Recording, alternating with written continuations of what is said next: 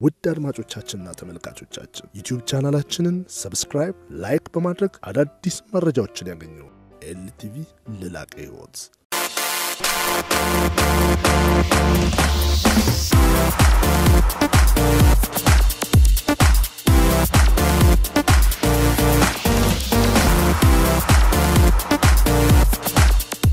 ሰላም ተመልካቾቼ፣ ቤተልሔም ነኝ። ይህ ኤልቲቪ ሾው ነው። በዚህ ፕሮግራም ማህበራዊ፣ ኢኮኖሚያዊ፣ ፖለቲካዊና ሃይማኖታዊ ጉዳዮች ይዳሰሳሉ። ከእንግዳ ጋር ነኝ። እንግዳዬ መምህር ናቸው፣ ፖለቲከኛም ናቸው። በተለይም በኦሮሞ ፖለቲካ ውስጥ ትልቅ ተጽዕኖ የፈጠሩና ተወዳጅ ሰው ናቸው። ኦቦ በቀለ ገርባ። እንኳን ደህና መጡ። እንግዲህ ስለሆኑ በጣም አመሰግናለሁ። ጥሪና ክብረውም እዚህ ድረስ ስለመጡ አመሰግናለሁ ስለጋበሽ። ወደ ጥያቄዎቼ ሳልፍ እርሶን ሰዎች ሲያነሱ ወይም ሲያስታውሱት የሚያስታውሱት የቋንቋ መምህር እና ሃይማኖት አካባቢ የነበረን አገልግሎት ወይም እንቅስቃሴ ነው የሚያነሱት። አብረው ሲያነሱ እርሶን በአንድ ጊዜ ነው ፖለቲከኛ የሆኑት ተብሎ ይተማሉ። ብዙ ስለ ፖለቲካ ሳያነቡ ሳይዘጋጁ በድንገት ነው ፖለቲከኛ የሆኑት ተብለዋል። ለዚህ መልስ አሉት? አዎ እውነት ነው። እንዳልሽው እኔ አንድም ጊዜ ፖለቲከኛ ሆናለሁ እየገምቼ አላውቅም። አስቤም ዝግጅትም አድርጌ አላውቅም። በሙያዬ ላይ ጥሩ ሙያተኛ ሆኜ ጥሩ መምህር ሆኜ ለመግፋትና በዛው ስራ ለመቀጠል ነበር ዋናው ዓላማዬ። ነገር ግን በአካባቢዬ የማያቸው አንዳንድ ነገሮች አንዳንድ ጊዜ መታገስ ማየትና መታገስ ከሚችሉት በላይ የሚሆንበት ጊዜ አለና እና በተለይም በዚህ በአዲስ አበባ አካባቢ ያሉ ገበሬዎች ክፉኛ እየተፈናቀሉ በመጡበት ሰዓት አጋጣሚ ሆኖ ቤቴ ወደ አዳማ አዲስ አበባ ዩኒቨርሲቲ በሰራ የምኖረው አዳማ ነውና ወደዛ በመመላለስበት ጊዜ ብዙ አጋጣሚዎች ነበሩና እነዚህ ነገሮች የማይበት እነዚህ ሰዎች የት ደረሱ የሚለው ጥያቄ ሁሌ ጥያቄ ሆነብኝ ነበርና አይኔን ከፍቼ የበለጠ ማየት ሲጀምር ደግሞ በተለይ መሬትን አስመልክቶ የሚደረገው ወረራ እጅግ በጣም አጸያፊና መታገስ ከሚችሉት በላይ ሆኖ ነው ያገኘሁትና ስለዚህ አንድ ነገር ቢያንስ ለውጥ ማምጣት ብችልም ባልችልም መናገር አለብኝ የሚል ውሳኔ ላይ ደረስኩኝ። በአጋጣሚ ይሄንን እንደወሰንኩ አንድ የፖለቲካ ድርጅት ጥሪ ያደረገልኝና ኦፌዴን የሚባል ኦሮሞ ፌደራላዊ ዲሞክራሲያዊ ንቅናቄ ጥሪ ያደረጉልኝና በቀጥታ ምንም ዝግጅት ሳላደርግ ብዙ ምክክር ሳያስፈልገኝ ቀጥታ ወደ ድርጅቱ ገባው ማለት ነው። እንደገባው ወዲያውኑ ወደ ስራ አስፈጻሚ ኮሚቴ አባልነት ተሸጋገርኩ። ለምርጫ ተወዳደርኩ፣ ወደክ ተባልኩ። በዛው በቃ ወደ ፖለቲካ ዓለም ወደ ምርጫ ክርክርም አለ የመሳሰሉ ነገሮች ውስጥ ሳላውቅ ራሴ ተዘፍቄ ተገኘሁ እና በዚህ ሁኔታ ነው። እውነት ነው ዝግጅት አላረኩም፣ ብዙ አላነበብኩም፣ ብዙ አልጻፍኩም በፖለቲካ ዙሪያ። ነገር ግን የማየው እዚህ ያለና አሁን ያለን ነገር ልክ የሆነና ልክ ያልሆነን ነገር በአቅሜ መዝኜ ተገቢ አይደሉም የምላቸው ነገሮች መቃወም ጀመርኩ።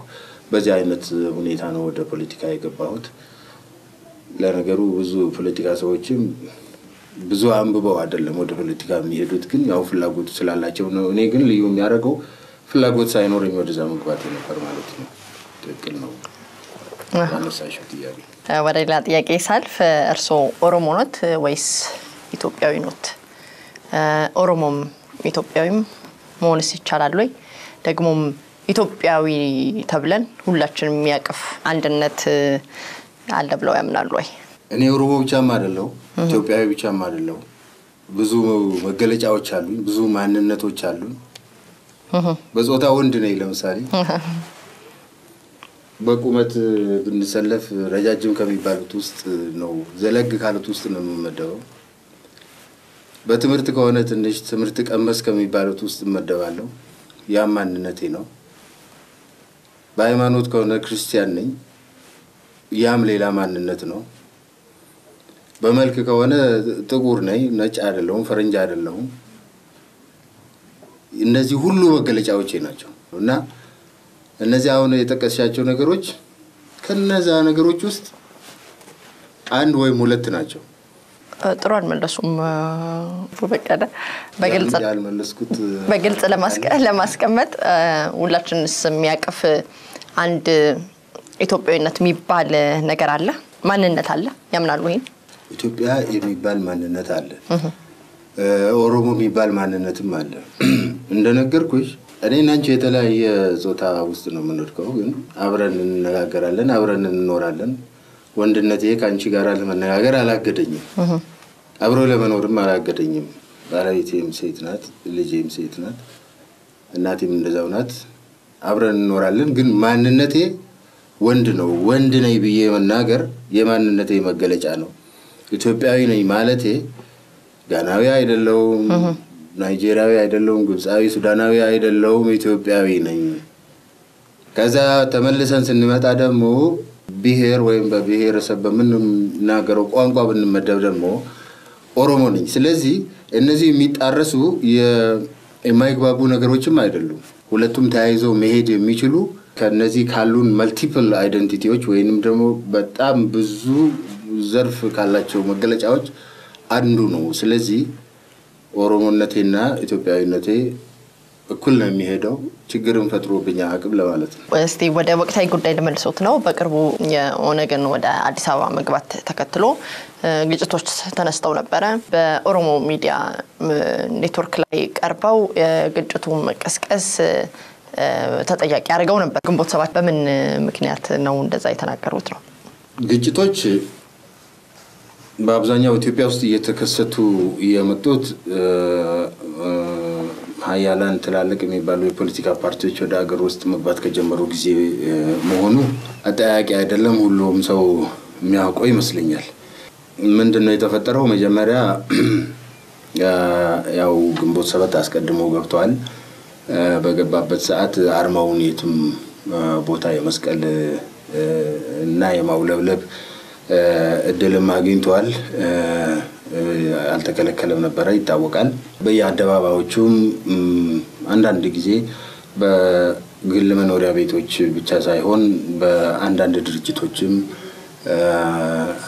ቤቶች ላይ ይሰቀል እንደነበረ ይታወቃል ይሄ በእንዲህ እንዳለ ይሄ ነገር አልፎ አትስቀሉ የተባለ ነገር ስለመኖሩ አላውቅም ያንን የከለከለ አካል አለመኖሩን ማውቃለሁ ከዛ በኋላ ኦነግ ወደ አገር ውስጥ በሚገባበት ጊዜ ደግሞ ያንኑ ተመሳሳይ ያንኑ የሚመስል ድርጊት ተከናውኗል የኦነግ ባንዲራ በየቦታው ተሰቅሏል አንዳንድ ቦታ የኦነግ አርማ እንዳይሰቀል የመከላከል አዝማሚያ እንደነበረ ይታወቃል ለመከላከል ሙከራ ተደርጓል በዚህ ምክንያት ግጭት አንዳንድ ቦታዎች ላይ እዚህ አዲስ አበባ ግጭቶች እንደተፈጠሩ ይታወቃል ይሄንን ያደርጉ የነበሩት ደግሞ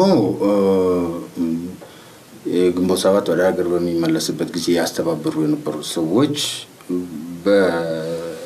በመቶ የኦነግ አርማ በሚሰቀልበት ጊዜ ሊሰቀል አይገባም የሚል ተቃውሞ እንዳነሱ ይታወቃል በምን ላይ ማስረጃውን ያቀርቡ ባኮ ማስረጃ ማለት አሁን ቦታውን ለመጥቀስ ያህል ነው አይ የግንቦት ሰባት አባላቶች ባንዲራ እንዳይሰቀል የከለከሉበትን ማስረጃ እሱ እንዴት ነው በየክልሉ ብቻ ሳይሆን በየቀበሌው የግንቦት ሰባት አስተባባሪዎች የነበሩ ሰዎች ይታወቃሉ አሁንም ይታወቃሉ ዛሬም ይታወቃሉ ማለት ነው ለምሳሌ ጎሌ አካባቢ ማንን ያስተባብር እንደነበረ ማን አርማ ይዘግል እንደነበረ ይታወቃል እና እዛው አካባቢ ለግንቦት ሰባት ሲያስተባብሩ የነበሩ ሰዎች የሌላን አርማ እንዳይሰቀል ያደረጉት እዛው አካባቢ ሲያስተባብሩ የነበሩ ሰዎች አቦ በቀለ ላቋርጦት ነው የድርጅቱ መሪዎች ወይም አስተባባሪዎች ናቸው ለማለት እንዴት ደፈሩ ማንንም ሰው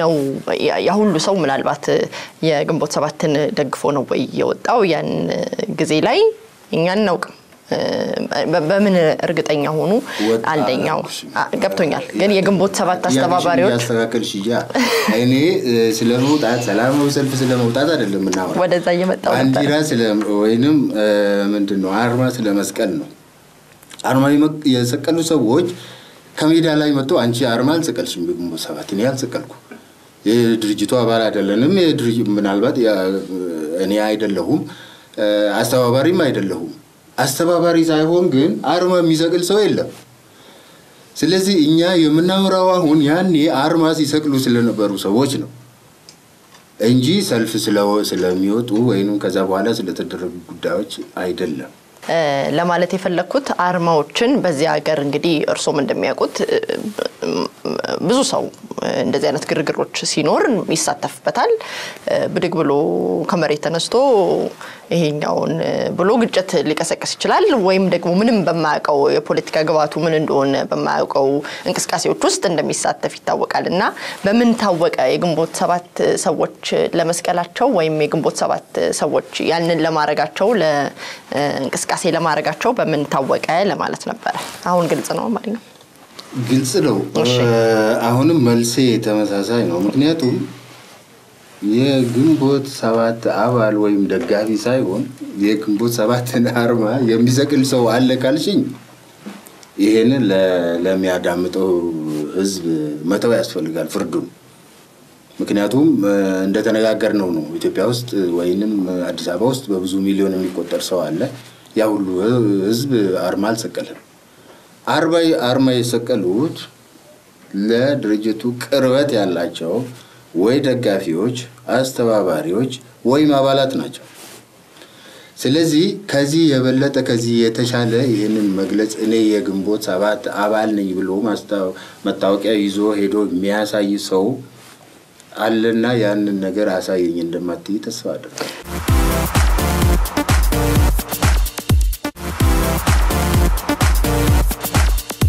እሺ ሌላው በዚህቹ ጋር ማነሳሉት በፖሊስ ይሄንን ሁኔታ ገና ዝም ባለበት ሁኔታ ለምንድን ነው ይሄ ፍረጃ በግለሰብ ደረጃ ወይ በጥላቻ ወይ ደግሞ እንዲሁ ዝም ብለው የሰጡት አስተያየት አያስመስልቦትም ወይ ምክንያቱም ፖሊስ ምንም ይያላ አይደለም የፖሊስ ስራ ነው መመርመሩ ብዬ ነው ትክክል ነው እሱ እኔ አሁን የፖሊስን ስራ አይደለም ሰራው ፖለቲከኛ ከራሱ እይታ አንፃር ስለ ሀገር ይገመግማል ይናገራል ስለራሱ ፓርቲ አቋም ይናገራል በአንጻሩ ደግሞ ስለሌላው ፓርቲ አቋምና ግንኙነት መናገር ይችላል ስለዚህ ይሄንን በመንመለከትበት ጊዜ እንደ አንድ ሰው ይሄንን የማየውንና የምገነዘበውን በፖሊስ ስራ ላይ ተጽዕኖ ለመፍጠር አይደለም ወይንም ደግሞ አርማ መስቀልኮ እንትንም አይደለም ኃጢያትም አይደለም ወንጀልም አይደለም ወንጀል ቢሆን ኖሮ ፖሊስን በከለከለ ነበር የፖለቲካ ምህዳሩን ለማስፋት ለዘመናት ታምቆ የነበረውን ህዝብ ለማስተንፈስ ሲል መንግስት ሳውቆ አይደለም የለቀቀው እስቲ ይለቀቅና ለዘመናት ታፈነው እስቲ ይተንፈስና እንደፈለገ ይሁን ይውጣለት አይነት ነገር ነው ስለዚህ ስተት አልነበረ ስተት የሚሆነው የኔ ብቻ ይሰቀል ያንቺ መሰቀል አይገባውም የተባለ ጊዜ ነው ወደ ሁከትም የሚወስደው እሱ ነው ወደ ሁከት ከገባ ደግሞ አገር ነው ስለ አገር ነው የምናወራው አንዱ አገር እዚህ አዲስ አበባ ውስጥ ሁከት ተፈጥሮ እኔ ነፃ ነኝ ልትይ አትችይም ወይንም ደግሞ እኔ በነፃነት እኖራለሁ እኔ በሰላም እኖራለሁ ማለት አይቻልም የአዲስ አበባ መታወክ የሁላችንም መታወክ ነው ሁላችንም ጤና ይነሳናል ሰላም ይነሳናል ስለዚህ በዚህ መተባበር ስለዚህ መነጋገር ግዴታችን ነው አንተ የራስህ እንዲሰቀል ያልተከለከልከውን ያህል ሌላው ቢሰቅለው ለምን ትከለክላለህ ነው ምክንያቱም ይሄ ሰላማችንን ያፈርሳል አዋጣንም ነው አንተ የተሰጠህ መብት ሌላው የሚገባዋል ነው ያንን ካላደረክ ስተት ነው ወደ ህግ አግባብ መመለስ ያስፈልጋል የሌላው የራስን መብት የምትፈልገውን ያህል የሌላውንም ልታከብር ይገባል ነው በዚህ መርዳት ያስፈልጋል መናገር ያስፈልጋል አግባብ አለ መሆኑን ማስገንዘብ ያስፈልጋል ከዚህ አንፃር ነው እንጂ ፖሊስ ቦታ ሆኖ የምስክርነት ቃል ለመስጠት አይደለም ፖሊስ በብዙ መረጃዎች ያዛቸው የራሱ አካሄዶች አሉት ወደ ሌላ ጥያቄ እንደገና አልፍ ነው የኦሮሞ ታጋዮች እናንተ የተለያየ ፓርቲ ነበረ አሁን አንድ ላይ ተቀይጣችኋል እንዴት ልታረጉ ነው ስማችሁ ልትቀይሩ ነው ወይ ኦነግ ሊባል ነው ፌኮ ሊባል ነው ምን ሊባል ነው ትግል ወዴት ይሄዳል ወደ መቀየጥም ደረጃ አልደረስንም ነገር ግን ኢንቴንሽን ያለው ፍላጎት ነው ያለው ለአንድ ዓላማ የቆመ ብዙ ፓርቲ መኖሩ አስፈላጊ አይደለም። የፖለቲካ ፕሮግራሞቻችን የሚመሳሰሉ ከሆነ የፖለቲካ ግቦቻችን የሚመሳሰሉ ከሆነ የምንቆመው ለአንድ ዓላማ ከሆነ የፓርቲ ዱፕሊኬሽን አያስፈልግም። ስለዚህ መጠጋጋትና ወደ ተመሳሳይነት መምጣት ያስፈልጋል፣ ወደ አንድነት ከተቻለ መምጣት ያስፈልጋል በሚል ሐሳቤ ነው። የፓርቲዎች 10-15 መሆን ምን ያስፈልጋል? እና በሀገር ደረጃ ሙሉ ሰው ፖለቲከኛ ሊሆን አይገባም። ሀገር ሁሉ ፖለቲካ ፓርቲ ሊሆን አይችልም። ስለዚህ ጥራት ያላቸው ጥቂት የፖለቲካ ፓርቲዎች ወደፊት ገፍተው እንዲመጡ ነው ሐሳቡ። ከዚህ በትንሹ ይጀመርና ከዛ በኋላ ከፍ ያደረግን እናምጣው ወደ ላይ እናምጣው የሚል ሐሳብ ነው። ስለዚህ ስሙ ያን ጊዜ ሊገለጽ ይችላል። በሪዮት ደረጃስ አንድ አይነት ሪዮት አላችሁ ወይ ሁላችሁ? አው እስካሁን ልዩ በአብዛኛው የኦሮሞ ፓርቲዎችን የምትወስጂ ከሆነ ዋናው የትግል ስልቱ ነው ልዩ ያደረገን ሚሊያየን። እኛ ከመጀመሪያው ጀምሮ በሰላማዊ ፖለቲካ ትግል እናምናለን። ሌላው ደግሞ በሰላማዊ ፖለቲካ ትግል ተስፋ የቆረጠና በዚህ መንገድ ሞክሮ በፍጹም አይቻልም ብሎ ተስፋ በመቁረጥ ወደ ትጥቅ ትግል የገባ ነው። ስለዚህ አሁን ሁኔታዎች ይሄንን የትግል ስልት ወደ ማመሳሰል መጥተዋል። መልካም ሁኔታ ተፈጥሮ የትጥቅ ትግሉን ይከተሉ የነበሩትም አሁን እርግፍ አድርገው ትተው የመሳሪያ ትግል እርም ብለው ወደ ሀገር ውስጥ ተመልሰዋል። ስለዚህ በፊትም የለያየን በአብዛኛው የሪዮት ጉዳይ ሳይሆን የትግል ስልቱ ነው። ስለዚህ አሁን ትግል ስልቱ እየተመሳሰለ በሚመጣበት ጊዜ ብዙ ልዩነት የለም በመካከላችን። ትናንሽ ፕሮግራሞች በፖለቲካ ፕሮግራም ላይ ትናንሽ ጉዳዮች ቢኖሩ እነሱ በውይይት ሊፈቱ የሚችሉና እዚህ ግባ የሚባሉ ጉዳዮችም አይደሉም። ስለዚህ ብዙ የሚያሳስብ አይደለም። በቅርቡ ኦህዴድ በጅማ ያደረገውን ስብሰባ እንየው። በስብሰባ ላይ ንግግር አድርገዋል። ትንሽ አወዛጋቢ ነው ንግግሩ፣ በኦሮምኛ ነው። ከመግቢያው ጀምረው ሲገቡ ሰላምታም አላቀረቡም ነበር እንዳየሁት። ለጠቅላይ ሚኒስትሩም ለኦቦ ለማም እዛ ላሉትም በቀጥታ ወደ ንግግሮት ነው የገቡት። ንግግሮትን ሲያደርጉ ያሰረኝ መንግስት ፊት ቆሜ ነው ምናገረው ብለዋል። ምን ለማለት ፈልገው ነው? አው እንግዲህ በፖለቲካ ውስጥ የተለመዱ አንዳንድ ጊዜ ደግሞ አሰልቺ የሆኑ አቀራረቦች አሉ። ለምሳሌ የሚጋበዙ እንግዶች አይነት እጅግ በጣም ብዙ በሚሆንበት ጊዜ እያንዳንዱን የተጋባዥ ቡድን ሰላምታ ለማቅረብ ተብሎ የሚባክነው ጊዜ ከነዛ ተናጋሪዎች አንፃር እዛ ካሉት ፕሮግራሞች ብዛት አንፃር በምንመለከትበት ጊዜ ለየት ያለ አቀራረብ ሁሉ አስፈላጊ ነው ብዬ አምናለሁ። ጠቅላይ ሚኒስትሩን የተከበሩ ጠቅላይ ሚኒስትር እዛ በማለቴ ብቻ አይደለም ለሳቸው ያለኝ ክብር የሚገለጸው። ከልቤ ነው አከብራቸዋለሁ። እዛ የተገኙ ሰዎችንም አከብራለሁ። ነገር ግን የተከበሩ ከሌከለ የተከበረ ከሌከለ እንደዚህ ያንዳንዱን በቡድን እየጠራን እያሰለቸን ህዝቡን እያደከምን ጊዜ የሚየፈጀን ሌላው ያለውን እየደገምን ያንን ነገር ብናደርግ ጥቅሙ ምን ያህል ነው በሚለው ነገር እኔ ያሳስበኛል።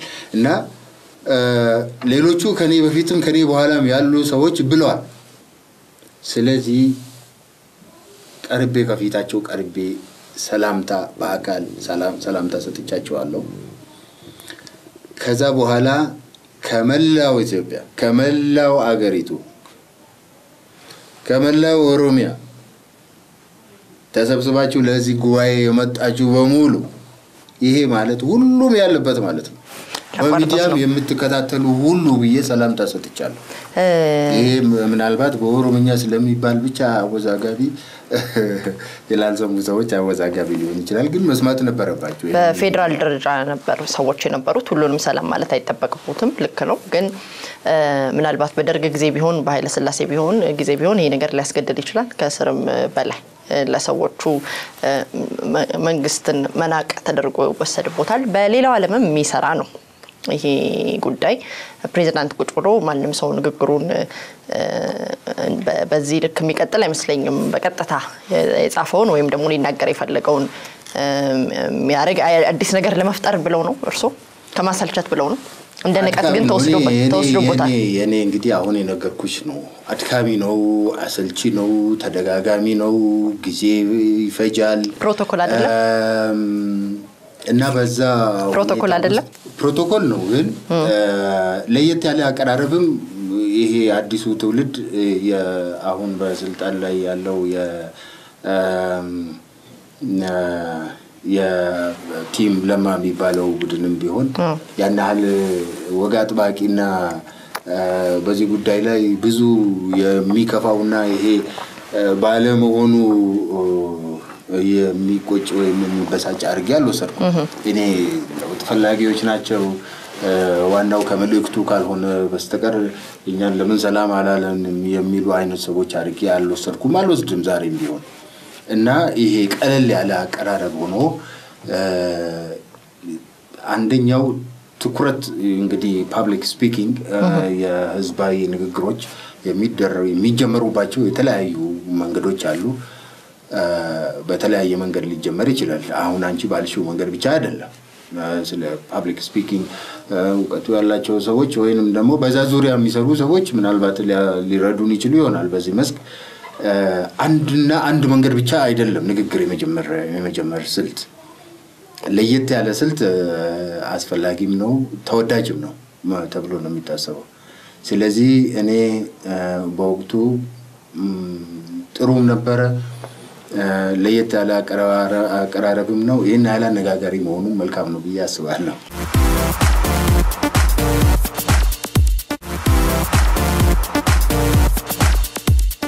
እሺ ወደ ሁለተኛው ጥያቄ ሳልፍ በአሰራዊ መንግስት ፊት ነው ቆምኩት ብለዋል እሱን ያብራሩ ይሄ ምን ለማለት ነው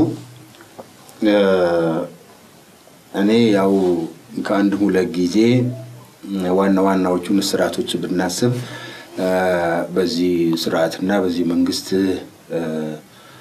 ስር ታስር ያለው በሁለቱም ጊዜ ምንም በደል ሳልፈጽም እንደታሰርኩ ነው እኔ ማምነው ነገር ግን አሁን ባለው ሁኔታ ያንን ነገር ማንሳቱ ማስፈላጊ አይደለም ነገር ግን እንደዛም ሆኖ ግን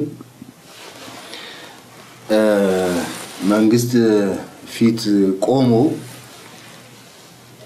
እውነት የሆነች ነገር ሳመለክቱ በደፈናው የትናንትናውን እንዳለ እርግፍ አድርጎ ትቶ ምንም ያልተፈጸመ ምንም በደል ያልተፈጸመ አድርጎ ጥፋተኛ እንደ ምንም እንዳላጠፋ ቆጥሮ ማለፍም አስፈላጊ ነው በያለምንኩም ስለዚህ ትናንት የተደረገ ስተት አለ ነገር ግን እንደዛም ሆኖ ዛሬ አዲስ ሁኔታና አዲስ ክስተት አንድ እንድንሆንና አንድ ላይ እንድንሰባሰብ ተደርጓል ስለዚህ በዚህ ነገር ላይ እንስራ ስላለፈው ነገር እንተው ምንም አይነት ትንኮሳ ቢኖር ምንም አይነት ችግር ቢኖር በእርስ በራሳችንን በሌላውም ላይ እጅ እንዳናነሳ የኃይል ተግባር እንዳንፈጽም ይሄንን ነው ለመናገር የሞከርኩት ስለዚህ በንግግሩ ውስጥ ትናንት ያደረጉት ነገር ትክክል ያልነበረ መሆኑን መንገር ግን አስፈላጊ የቲም ለማ ነው የቲም ለማ ሳይሆን የሥርዓቱ ነው የፓርቲው ነው የቲም ለማ አይደለም የፓርቲው ነው ፓርቲው ሙሉ ነው የተሰበሰበው በዛ ስፍራና እና እዛው ውስጥ ፓርቲው እጁ እንዳለበት ምንም አጠያቂ አይደለም ስለዚህ ያንን መናገር አስፈላጊ ነው እውነት መናገር ግድ ነው ነው ማሰብ እርሶ በስር ላይ በነበሩ ጊዜ ማዕከላዊ ኮሚቴ በኢሃዲግ ማዕከላዊ ኮሚቴ ላይ ስብሰባ ተደርጎ ነበር አመታዊ ስብሰባ በዛ አመታዊ ስብሰባ ላይ ኦህዴድ ማዕከላዊ ኮሚቴው የሞት ሽረት ትግል ማድረጉን ያውቃሉ ሰምተዋል እርሶ እንዲፈቱ ማዕከላዊ ኮሚቴ ያንን ማድረጉን እውነት ለመናገር ከሆነ አላውቅም ነገር ግን ከኦህዴድ አመራር ውስጥ የኛ መታሰር ትክክል አለመሆኑን ለዚህ ሀገርም የማይበጅ መሆኑን ለዘላቂ ሰላም መልካም አለመሆኑን የሚያውቁና እኔ ብቻ ሳልሆን ሌሎችም እንዲለቀቁ ትግል ሲያደርጉ የነበሩ ሰዎች ግን እንዳሉ አውቃለሁ። በማዕከላዊ ኮሚቴው ውስጥ በነበረው ስብሰባ የኦህዴድ ማዕከላዊ ኮሚቴ ከፍተኛ የሞት ሽረት ትግል እንዳደረገ ይታወቃል። እስረኞች ለማስለቀቅ በሰዓቱ እርሶን ጨምሮ በዛ ጊዜ ላይ መንግስት ገና ጠቅላይ ሚኒስትር ኃይለማርያምም ከስልጣናቸው አለቀቁም ነበር። በዛ የነበረውን ነገር አለመስማቱ በጣም አስገራሚ ነው። እኔ መረጃው አለኝ በዛ የነበረውን እንቅስቃሴ ላይና ከወጡ በኋላ አልሰሙም። ትግል በማዕከላዊ ኮሚቴው ዋነኛ የነበሩት ያሁኑ ጠቅላይ ሚኒስትር ዶክተር አብይ አህመድ ነበሩ። ያሁኑ ጠቅላይ ሚኒስትርና ያሁኑ የኦሮሚያ ፕሬዝዳንት እና ሌሎችንም ጥቂት ሰዎች ጨምሮ ስለኛ መፈታት እንድንፈታ ትግል ያደርጉ እንደነበረ በትክክል እናውቃለን። በትክክል አውቃለሁ። ታዲያ ለምን ያሰረኝ መንግስት ፊት አሉ? እነዚህ ሰዎች እኮ ያሰረኝ መንግስት ሲባል እኔ መንግስትን እንደ አንድ እንደ ሲስተም ነው የማየው እንጂ ግለሰቦች አይደለም። መንግስት የሚባለው ምናልባት ኦህዴድ ብቻም አይደለም፣ ሌላውም አለ። ኦህዴድ እንድንለቀቅ ከአንዳንድ የኦህዴድ አመራሮች እንድንለቀቅ ትግል ያደርጉ የነበረውን ያህል ከሌላው የኢህአዴግ ክፍል ደግሞ እንዳንለቀቅ ከፍተኛ ትግል ሲያደርጉ የነበሩ መሆናቸውን እናውቃለን።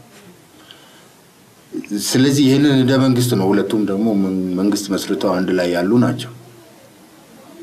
ስለዚህ ይሄንን እንደ መንግስት ማሞገስም አስፈላጊ አይደለም፣ ትክክልም ነው ብዬ አላስብም። እንደ መንግስት ያንን የዚህን አሳሪ መንግስት አካል ሆኖ በመንግስትነት መንቀሳቀስ አንድ ነገር ነው። ነገር ግን እዛ ውስጥ ሆኖ ሌሎች እንዲፈቱና ፍትህ እንዲሰፍን ማድረግ ትግል ማድረግ ደግሞ የተለየ አቀራረብ ነው ብዬ ነው የማስበው። ስለዚህ እንደ መንግስት መልካም መንግስት ነበር ለማለት አልደፍርም፣ ትክክል ነው ብዬ አላምንም። እሱ መንግስት አሁን አለ ብለው ያምናሉ? እሱ መንግስት አሁን አለ ብዬ አላምንም። እሱ መንግስት ከሌለ የት ነው የቆሙት? የኦህዴድ ስብሰባ ጅማ ላይ ነው ያሉት የነበሩት የኦህዴድ ሰዎች ነበሩ። የኦህዴድ ሰዎች ደግሞ እንደነገርኩት ለርሶ እንደታገሉ እርሶ በጥቂቱ ያውቁታል እንደነገሩኝ ከሆነ። ስለዚህ ያ መንግስት ከሌለ ያለው የለውጥ እንቅስቃሴ ከሆነ እሱን መተቸት አይደለም ወይ? ቀደምም ደግሞ እንዳሉኝ ወደ መጀመሪያዎቹ ደቂቃ ላይ የባለፈውን መርሳት አንችልም አሁን ጥሩ ነገር ቢመጣም ብለውኛል። የተባለው ምንድነው? አይንም በትክክል መገንዘብ የሚያስፈልግ ይመስለኛል። እሺ ትናንት ባሰረኝ ፓርቲና መንግስት ቢትቆበኝ ያልኩት ዛሬ ስላለው መንግስት አይደለም የማወራው። አሁንም ሙሉ በሙሉ በእግሩ ቆሞ ከችግሮች ሁሉ ነፃ ሆኖ ለነፃነት ለፍትህ ለዲሞክራሲ የቆመ ነው ተብሎ ባይባልም ጅምሩ አለ።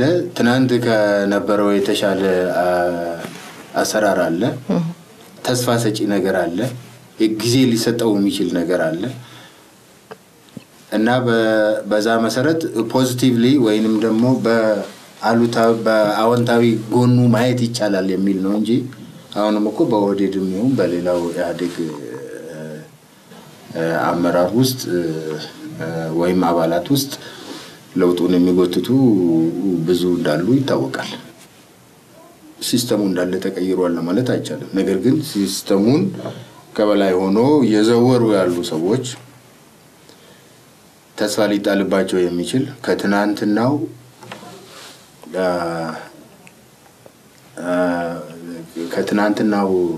አሰራርና አካሄድ ተላቀው ዛሬ መልካም ነገር ሊያደርጉ የሚችሉና የሚፈልጉ መሆናቸውን ለመግለጽ ብቻ ነው እና ስለ ትናንትና ነበር ያወራው የነበረው ማለት ነው።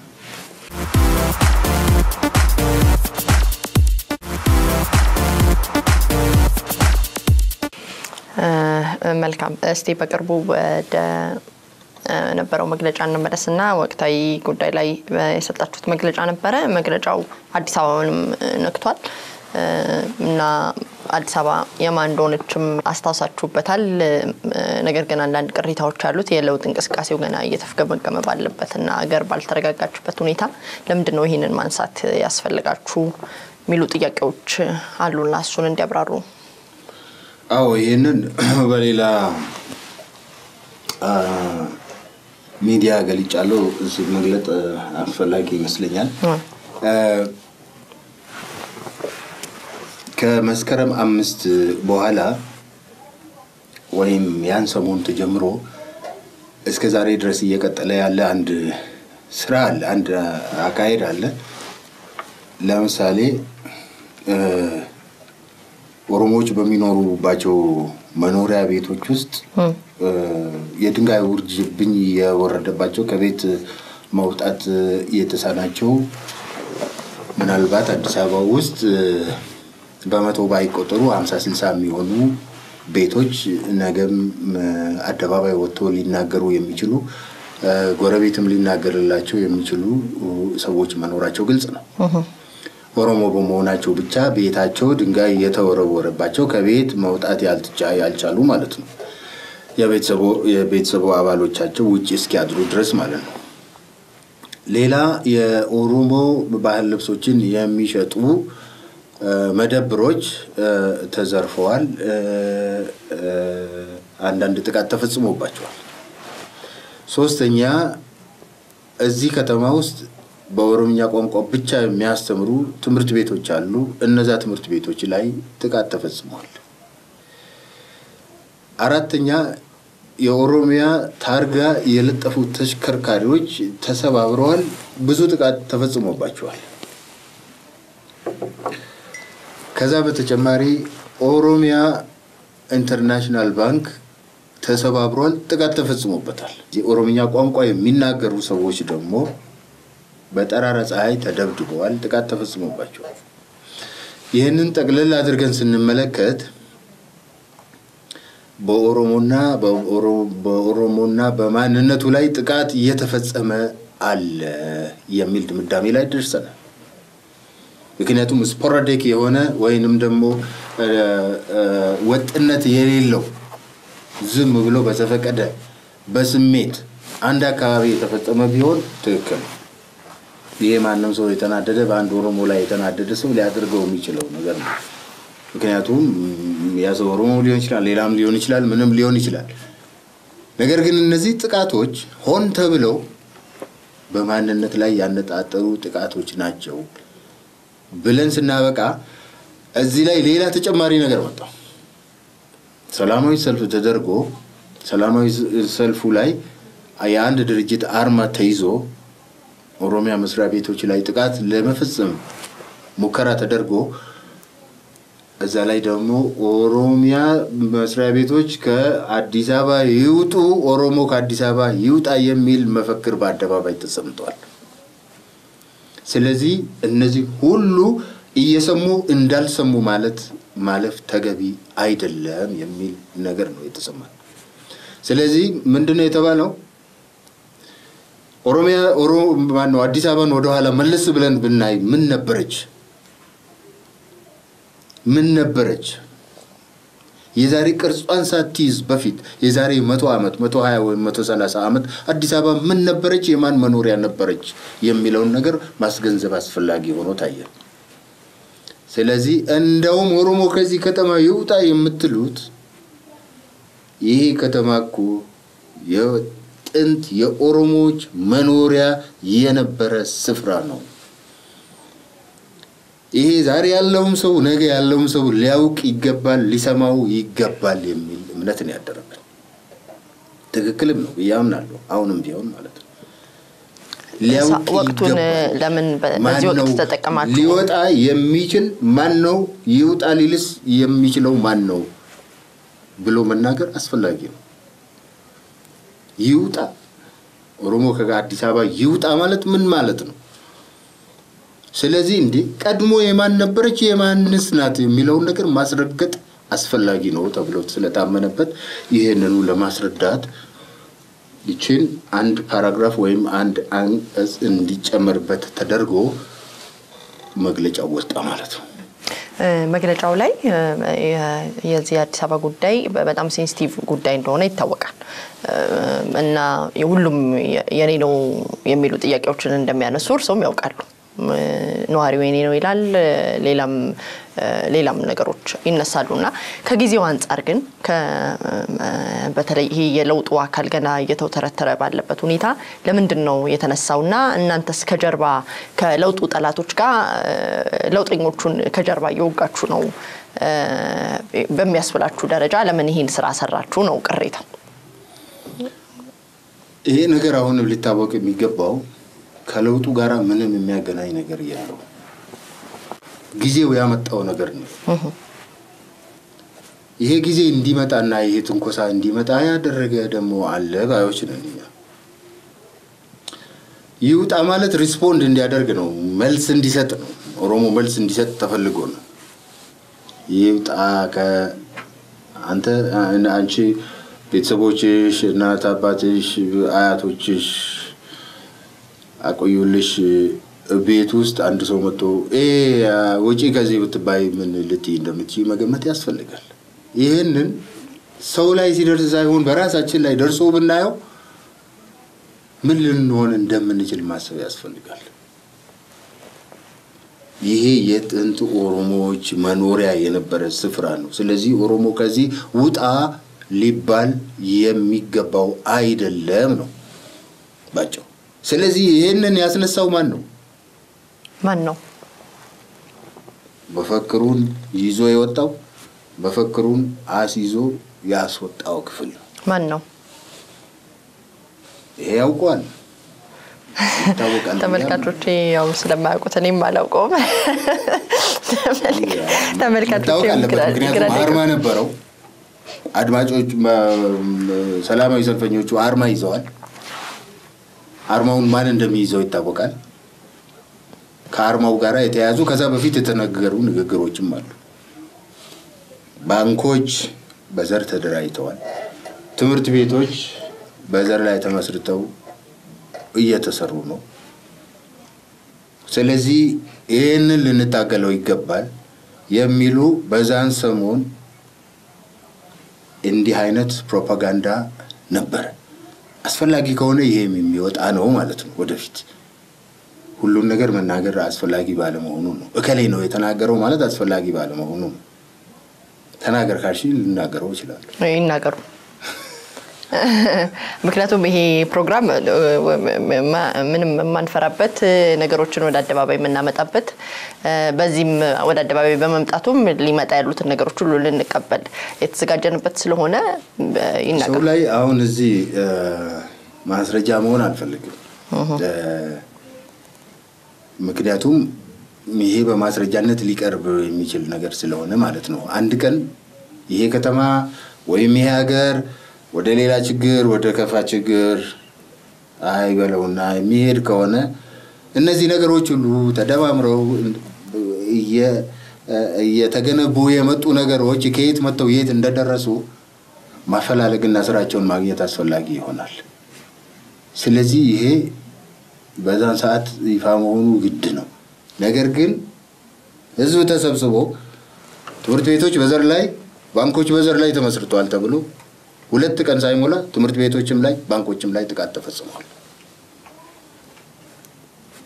ስለዚህ ተንኳሹ ማን ነው ይሄንን የጀመረው የሚለው ነገር አሁንም ብናቆየው መልካም ነው።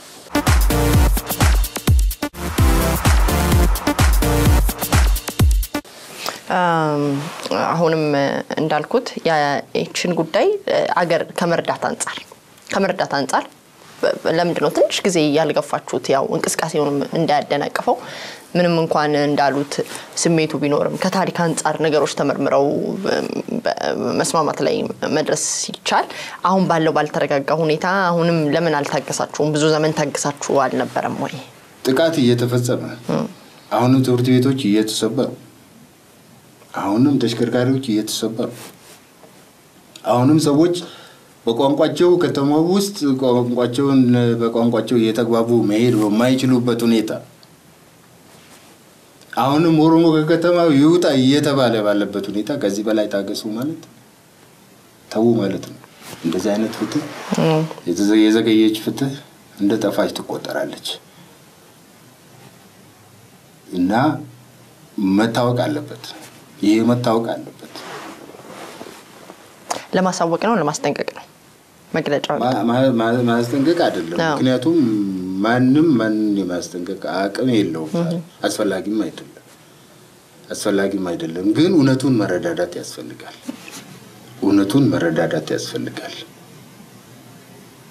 እውነቱ እንዲታወቅ ብቻ ነው እንጂ ማንም ማስፈራራት የሚችልበት ሁኔታም አይደለም፣ አስፈላጊም አይደለም። ግን ማወቅ ጥሩ ከስር እንደተፈቱ ወደ አሜሪካ ባቀኑበት ሁኔታ ለሙጥን ባንዲራ ህገ መንግስቱ አይፈቅደውም ማለቱ ይታወሳል። እስቲ ከህገ መንግስቱ ያሉትን ነገር ይንገሩኝ። ምን ህገ መንግስቱ አንቺም ያነበብሽው ነው እኔ ማቀው ነው ኢትዮጵያ ህዝብ ያቀው ነው። ኢትዮጵያ ህዝብ ባንዲራ ሰንደቅ ዓላማ የሚል ሰንደቅ ዓላማው ቀለሙ ምን እንደሆነ ወርዱ ምን ያህል እንደሆነ ቁመቱ ምን ያህል እንደሆነ ቀለሙ ምን ያህል እንደሆነ መደቡ ምን እንደሆነ ግልጽ ተቀምጧል።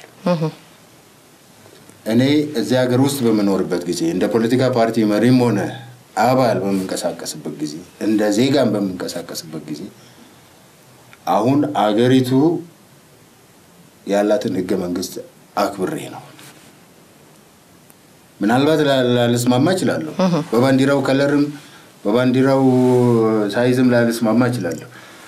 ነገር ግን ያንን ወደፊት ህጋዊ በሆነ መንገድ ትክክል አይደለም ብዬ ተሟግቼ ሪፈረንደም አስደርጌ ለህዝብ ድምጽ ቀርቦ ማሻሻያ ተደርጎ እንዲለወጥ አደርጋለሁ እንጂ እስከዛ ድረስ በኔ ፍቅርና ጥላቻ በኔ መውደድና አለ መውደድ ባንዲራን መለወጥ አልችልም።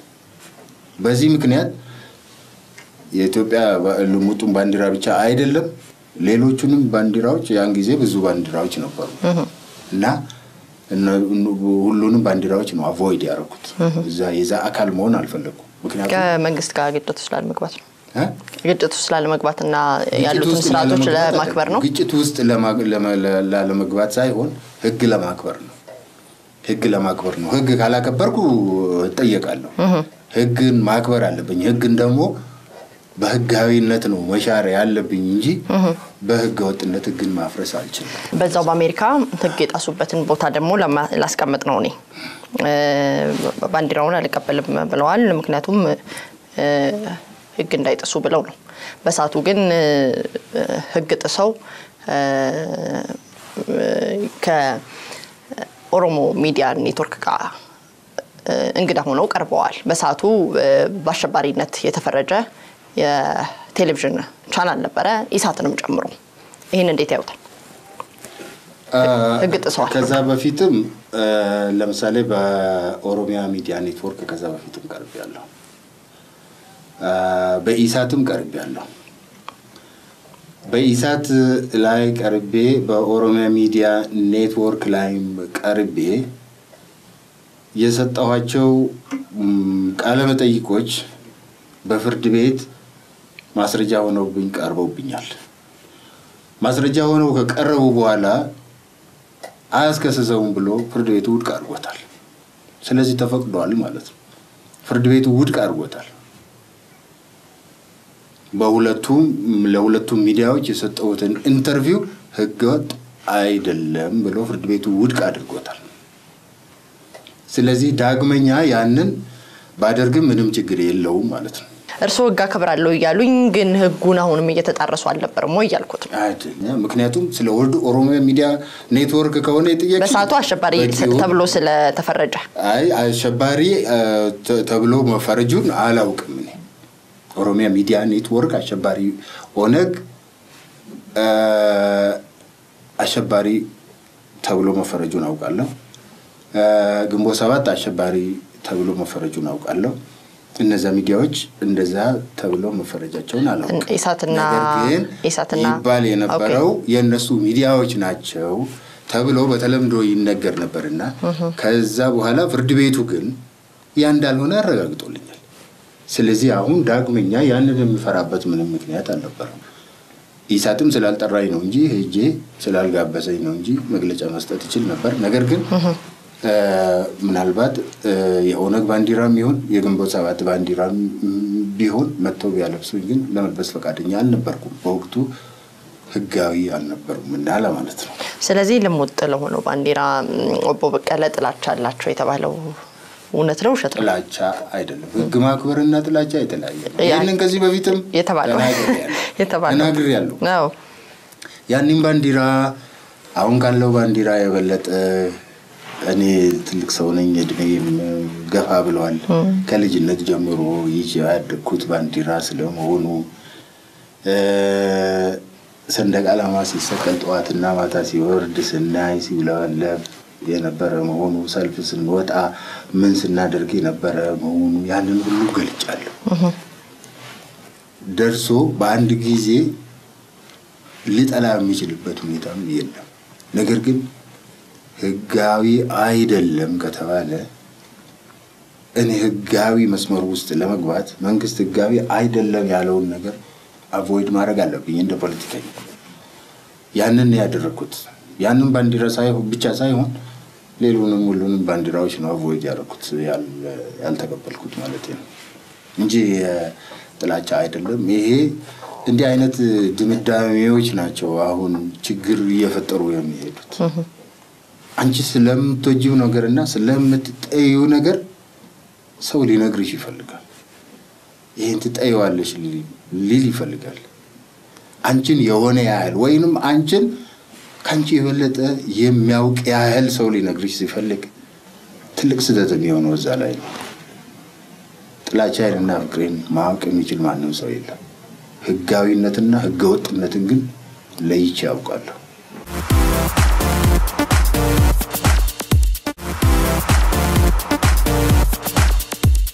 የቲም ለማ ስብስብ የሚባለውን እንዴት ያውታል እነዚህ ሰዎች ከኦሮሞ ማህፀን ውስጥ ወጥተው በመላው አገሪቱ ተወዳጅነትን ያተረፉ ሰዎች ናቸው ኢትዮጵያዊነት ሱስ ነው እስከ ማለት ድረስ ደርሰዋልና ቲሙን እንዴት ያውታል ኢትዮጵያዊነት ሱስ ነው የሚለውንስ ቋንቋቸው መልካም ሰዎች ናቸው በአጠቃላይ ጥሩ ፖለቲከኞች ናቸው ማንም ሰው ማንም መሪ ማረጋውን ያደረጉ ሰዎች ናቸው ነገ ሊነሳባቸው የሚችሉትን ሁሉ ከእስር ቤት ያስፈቱ ሰዎች ናቸው ለዛም መስዋዕትነት የከፈሉ ሰዎች ናቸው የፖለቲካ ምህዳሩ ጥቅም ተብሎ በተዘጋበት ሰዓት ከፍተኛ መስዋዕትነት ከፍለው ዛሬ ያየን እየተነፈስን ያለው መጠነኛ የነጻነት አየር እንድንተነፍስ መስዋዕትነት የከፈሉ ሰዎች ናቸው እነሱ ብቻ ሳይሆን ያው ቲም ለማ የሚባለው የኦሮሞ ቲም ብቻ አይደለም ሌሎችንም ያቅፋል ከባዴን አሁን ብዙ ሰዎች የዚሁ ቲም የስሙ መጠሪያ ነው እንጂ የኦሮሞ ቲም አይደለም ለውጥ ፈላጊዎች አሉ የነበረው አሰራር ያሰለቻቸው ያደከማቸው ያስጠላቸው ያስጸየፋቸው ሰዎች አሉ የነዛ ሰዎች ስብስብ ነው ስለዚህ ለሀገሪቱም ተስፋ ናቸው ብዬ ነው እኔ የማስበው ኢትዮጵያዊነት ሱስ ነው የሚለውን የኦቦ ለማ መገርሳ ንግግር እንዴት ያውታል ብዬ ነበር አዎ እሱ ይሄንን ያው ስለ ኢትዮጵያዊነት ያለውን ፍቅር ለማሳየትና ለማጉላት የተጠቀመው ይመስለኛል አሜሪካ ባረጉት ንግግር ላይ እኛ ሞተን ጠላቶቻችን ቤተ መንግስት ገቡ ቢል አነጋጋሪ ነበር በዛ ሰዓት ላይ ንግግሮት ነው አቶ አንዳርጋቸው ጽጌ ጋር ተገናኝቶበት የዛን ሰሞን ላይ ይሄ ጉዳይ ተወርቶ ነበር አቶ አንዳርጋቸው በቤተ መንግስት ገብተው ፎቶ ተነስተው ስለነበረ ከዚህ ጋር ተገናኝቶበታልና ምን ለማለት ፈልገው እንደነበር እስቲ ያስረዱ አዎ ያን ጊዜ ተከሰተው ምንድነው አቶ አንዳርጋቸው ጽጌ እንደሚታወቀው የተያዙት ከሰንዓ ነው ከየመን ነው በአጠቃላይ ከውጭ ሀገር ነው የአንድ ህገወጥ ነው ተብሎ የተፈረጀ የፖለቲካ ፓርቲ አመራር ናቸው በዛው አንፃር መስፍን አበበ የሚባል ኢንጂነር ከኬንያ ናይሮቢ ተይዞ ወደ ኢትዮጵያ መጥቷል በኢትዮጵያ ጸጥታ ኃይሎች ልክ አቶ አንዳርጋቸው ጽጌ በተያዙት አይነት ሁኔታ ማለት ነው ይህ ሰው ማንም በማያውቀው ስፍራ ለረጅም ዓመት ታስሯል ከዛ በኋላ የሞት ፍርድ ተፈርዶበት እሱም የህገወጥ ነው የተባለ ፖለቲካ ፓርቲ አባልና መካከለኛ አመራር ነው እንደውም ከፍተኛ አመራርም አይደለም እና እንግዲህ ሁለቱን ሰዎች የሚያመሳስላቸው ነገር አለ አንድ ከውጭ ሀገር መያዛቸው ሁለት ህገወጥ የተባሉ ፖለቲካ ፓርቲ አመራሮች መሆናቸው ሶስት እሳቸው ከፍተኛ ፍርደኛ መሆናቸው እና ይሄኛው ደግሞ እንደውም ሞት ፍርደኛ መሆኑ እዛ ላይ በተጨማሪ ደግሞ ሁለቱም ሶሊታሪ ኮንፋይንመንት ውስጥ የነበሩ መሆናቸው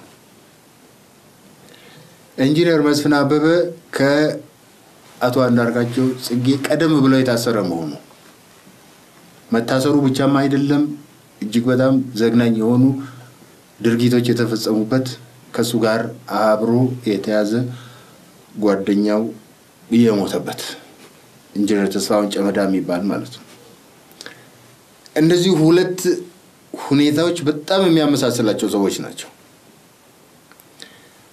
ስለዚህ እኛ የጠበቅነው አንድ ነገር ነው የጠበቅነው ምንድነው ከውጭ የተያዘ ሰው በሚፈታበት ጊዜ ይሄም እንደዛ ነው ተመሳሳይ ድል ይደርሰዋል የሚል ነገር ማንንም የማይክደው ነገር ደግሞ አለ በዚህ 2 ዓመት ውስጥ የትግሉ ሴንተር የት እንደሆነ ይታወቃል ይሄንን መካድ አንችልም በአብዛኛው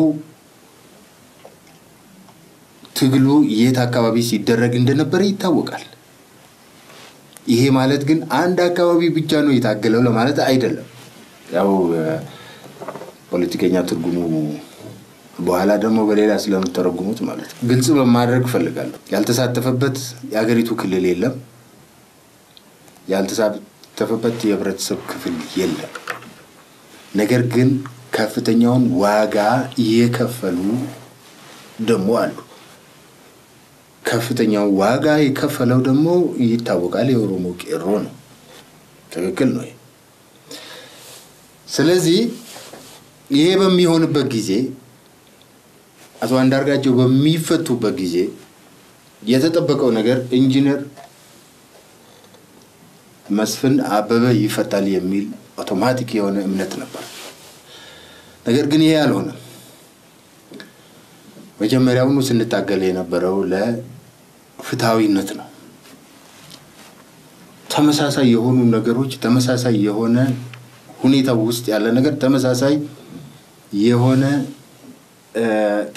የሆነ እርምጃ ውስጥ ያልፋል የሚል እምነት ነው ነበር ኢንጂነሩ አሁን በስር ላይ ናቸው ከዛ በኋላ ነው ታዲያ በየወቅቱና በየጊዜው አይደለም እንዴ የለውጥ አመራሩ ሰዎችን ሲፈታ የነበረው አይደለም አንዱ የተወሰነ ዋጋ ያስከፍለዋል ኢህአዴግን ማሳመን ከዋት ጋር መተማመን አሁን ወደ እንትኑ ምን መጣ ከሆነ ወደ ሎጂኩ ምን መጣ ከሆነ ወደ አመክንዮው ምን መጣ ከሆነ አንደኛ ነገር ቀድሞ የታሰረው ኢንጂነር መስፍን ነው መፈታት ቢገባውም ደግሞ ቀድሞ ቢፈታ የሚያስኬደውም እሱ ነው በረጅም ጊዜ በየተለያየ ሰቆቃ ውስጥ ያለፈ ሰውም ነው ስለዚህ ለምን በአንድ አይን መታየት የነዚህ ሰዎች ልዩነት የብሔር ልዩነታቸው ብቻ ነው ስለዚህ አሁንም ፍትሃዊነት ተዛብቷል መሆን አልነበረበትም የሚል በወቅቱ በጠቅላይ ሚኒስትሩ ላይ የቀረበ ትችት ነው በባህላችን ያው እንግዳም ወደ ሀገራቸው ሊሄዱ ስለነበረ እየተሸኙ ነው ብሎ በቀንነት ነገሮችን ማሰብ አይቻልም ወይ እኛ በተጋደል ነው ጠላቶቻችን ቤተ መንግስት ገቡ የሚል ንግግር ከመናገር በዛ ላይ ደግሞ የኦሮሞስ ትግል ሰዎችን ቤተ መንግስት አስገብቶ ፎቶ ለማስነሳት ነው ወይ ቄሮስ የተጋደለው የኦሮሞ ሙቭመንትም የተነሳው ሰዎች እንዲቀበጡ ፎቶ ይነሱ አይደል አሁንም እንደዚህ ያልን ጸጉር እየሰነጠቅን ነገሮችን ወደ እንትን ባንወስድ ደስ ይለኛል ምክንያቱም ለምን የወሩ ኢንጂነር መስፍን እዛ ውስጥ ሄዶ ፎቶግራፍ ከጠቅላይ ሚኒስትሩ ጋር አልተነሳም አይደለም በአጠቃላይ ፍትሃዊነት ተዛብቷል ፌርነስ ጠፍቷል ነው ለፌርነስ ነው የታገልነው ለፍትሃዊነት ነው የታገልነው የታገልንለት ፍትሃዊነት ተግባራዊ አልሆነም አሁንም አዲስ አመራር መጣ እየተባልን ነገር ግን አዲሱም አመራር ይሄንን ሳይገነዘበው አልፎታል ለማስታወስም ያህል ነው እንጂ የከግለሰቦች መታሰርና ከግለሰቦች መፈታት ጋር የተያያዘ ነገር አይደለም ነገር ግን ይሄንን ሁለቱን ጎን ለጎን ማስተያየት ለፍርድ እንዲያመች ተብሎ ነው እና እነዚህ ማወዳደርና ማሳየት ፍትህን ለማሳየት ስለሚጠቅም ነው እንጂ የማንም ሰው መፈታት ከዛ በፊት የተፈቱ ብዙ ሰዎች አሉ ከዛ በኋላም የተፈቱ ብዙ ሰዎች አሉ የግለሰቦች መፈታትና ለመፈታት አይደለም ነገር ግን ሲፈቱ ፍትሃዊ በሆነ መንገድ መሆን አለበት ሰዎች ሲቀሩ የተወሰነ መመዘኛ ኖሮ ቅርታ ምንም መሆን አለበት በሚል ግምት ነው እንጂ ያን ጊዜ ተወስዶ እንደ ተራገበውና እንደ ተናፈሰው አይደለም እኔ ጥያቄዎችን በሙሉ ጨርሻለሁ ያው ቴሌቪዥን ጣቢያችሁን በጣም አከብራለሁ በጣም አመሰግናለሁ ጥያቄዎቹም በእውነት እንትን የሚሰጡ ናቸውና ለማንኛውም ሰው ግልጽ የሆነ አመለካከት እንዲንጸባረቅ የሚያደርጉ ስለሆነ ነፃም ስለሆኑ በጣም በቅድሚያም ጥያቄ አትሰጡም ምን እንደምትጠይቁም ፍንጭ አትሰጡም ስለዚህ እንዲህ አይነት አቀራረባችሁ በጣም ጥሩ ነው አገርን የሚገነባው ነፃ የሆኑ የሚዲያ አካላት ሲኖሩ ነው ያን ጊዜ እውነት ያልሆነ ነገር እየተጣራና እየታወቀ ሄዶ ህዝቡም ምን እንደሚከተልና ምን መከተል እንደሌለበት ሊያውቅ እድል ስለሚያገኝ እንዲህ አይነት ሚዲያዎች መኖራቸው በጣም ጥሩ ነው ያስባለው በጣም እግዚአብሔር ያክብርልኝ አመሰግናለሁ ለማለት ወዳለው አመሰግናለሁ በጣም እሺ ተመልካቾቼ ፕሮግራሜን በዚህ ጨርሻለሁ ሳምንት በሌላ ፕሮግራም በሌላ እንግዳ እስከምንገናኝ በያላችሁበት ጤና ይስጥልኝ